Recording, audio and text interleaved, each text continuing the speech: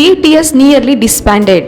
ಹೌದು ಫ್ರೆಂಡ್ಸ್, ಇಂದು ವಿಶ್ವದ biggest music ಗ್ರೂಪ್ಸ್ಗಳಲ್ಲಿ ಒಂದಾಗಿರುವ BTS ಒಂದು ಸಮಯದಲ್ಲಿ ಗ್ರೂಪ್ ಕಂಟಿನ್ಯೂ ಮಾಡಬೇಕಾ ಬೇಡವಾ ಅನ್ನೋದರ ಬಗ್ಗೆ ಸೀರಿಯಸ್ ಆಗಿ ಯೋಚಿಸಿತ್ತು. ಈ ಸುದ್ದಿ ಕೇಳಿ 2018 ಲಕ್ಷಾಂತರ ಆರ್ಮಿ ಶಾಕ್ ಆಗಿದ್ದರು. ಆದರೆ ನಿಜವಾಗಿ ಏನಾಯಿತು ಗೊತ್ತಾ? ಇಂದು BTS ವಿಶ್ವದ ಬಿಗ್ಗೆಸ್ಟ್ ಮ್ಯೂಸಿಕ್ ಗ್ರೂಪ್ಸ್ಗಳಲ್ಲಿ ಒಂದು. Millions of fans, world records, sold out ಸ್ಟಾಡಿಯಮ್ಸು.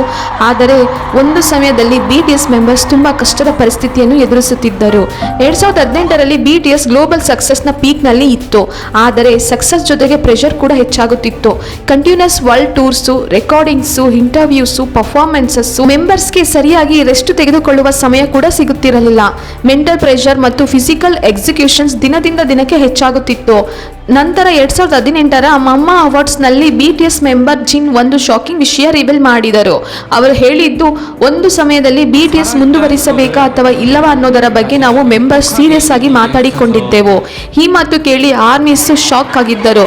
ಯಾಕಂದರೆ ಆ ಸಮಯದಲ್ಲಿ BTS already world famous group ಆಗಿತ್ತು. ಆದರೆ ಈ ಘಟನೆ ಒಂದು ಸತ್ಯವನ್ನು ತೋರಿಸಿತು. ಸಕ್ಸಸ್ ಎಷ್ಟು ದೊಡ್ಡದಾದರೂ ಅದರ ಹಿಂದೆ ಸ್ಟ್ರಗಲ್ಸ್ ಕೂಡ ಇರುತ್ತವೆ. ಲಕ್ಕಿಲಿ BTS ಮೆಂಬರ್ಸ್ ಒಬ್ಬರನ್ನೊಬ್ಬರು ಸಪೋರ್ಟ್ ಮಾಡಿಕೊಂಡರು. ಅವರು ಗಿವ್ ಅಪ್ ಮಾಡಲಿಲ್ಲ. ಅವರು ಟುಗೆದರ್ ಆಗಿಯೇ ಮುಂದುವರಿಯಲು ನಿರ್ಧರಿಸಿದರು ಮತ್ತು ಅದರ ನಂತರ BTS ಇನ್ನೂ ದೊಡ್ಡ ಅಚೀವ್ಮೆಂಟ್ಸ್ ಗಳಿಸಿತು. ಇಂದು BTS ಕೇವಲ K-ಪಾಪ್ ಗ್ರೂಪ್ ಅಲ್ಲ, ಒಂದು ಗ್ಲೋಬಲ್ ಫೆನೋಮೆನನ್. ಈ ಸ್ಟೋರಿ ನಮಗೆ ಒಂದು ಲೆಸನ್ ಕೊಡುತ್ತದೆ. ಡಿಫಿಕಲ್ಟ್ ಟೈಮ್ಸ್ ಬಂದರೂ ಗಿವ್ ಅಪ್ ಮಾಡದೆ ಮುಂದೆ ಸಾಗಿದರೆ ದೊಡ್ಡ ಯಶಸ್ಸು ಸಾಧ್ಯ ಅಂತ.